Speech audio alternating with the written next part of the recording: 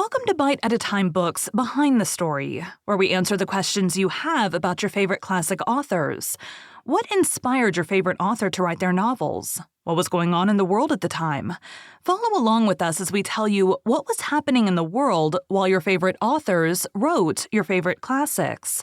My name is Bree Carlile, and I love to read, and wanted to share my passion with listeners like you. If you want to know what's coming next and vote on upcoming books, sign up for our newsletter at biteatatimebooks.com. Be sure to follow my show on your favorite podcast platform so you get all the new episodes.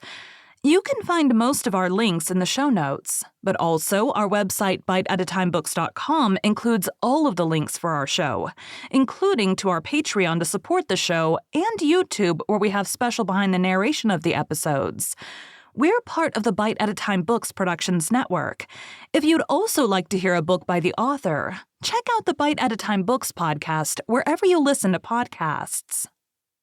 Today we'll be talking about the later years of Louisa May Alcott. In 1877, Alcott was one of the founders of the Women's Educational and Industrial Union in Boston. After her youngest sister May died in 1879, Louisa took over the care of her niece, Lulu, who was named after Louisa. Alcott suffered chronic health problems in her later years, including vertigo. She and her earliest biographers attributed her illness and death to mercury poisoning. During her American Civil War service, Alcott contracted typhoid fever and was treated with a compound containing mercury.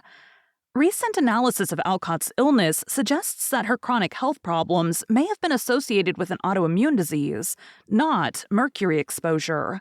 However, mercury is a known trigger for autoimmune diseases as well.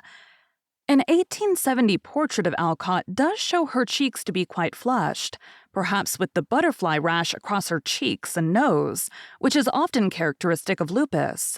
But there's no conclusive evidence available for a firm diagnosis. Alcott died of a stroke at age 55 in Boston on March 6, 1888, 2 days after her father's death. She is buried in Sleepy Hollow Cemetery in Concord near Emerson, Hawthorne, and Thoreau, on a hillside now known as Author's Ridge. Her niece Lulu was only 8 years old when Louisa died.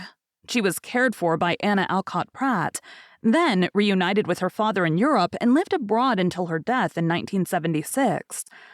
Louisa frequently wrote in her journals about going on long walks and runs. She challenged prevailing social norms regarding gender by encouraging her young female readers to run as well. The Alcott's Concord, Massachusetts home Orchard House, circa 1650, where the family lived for 25 years, and where Little Women was written and set in 1868, has been a historic house museum since 1912, and pays homage to the Alcotts by focusing on public education and historic preservation. Her Boston home is featured on the Boston Women's Heritage Trail. Thank you for joining Bite at a Time Books Behind the Story today, while we answered some of the questions you have about one of your favorite classic authors. Again, my name is Bree Carlile, and I hope you come back next time when we answer more questions about one of your favorite classic authors.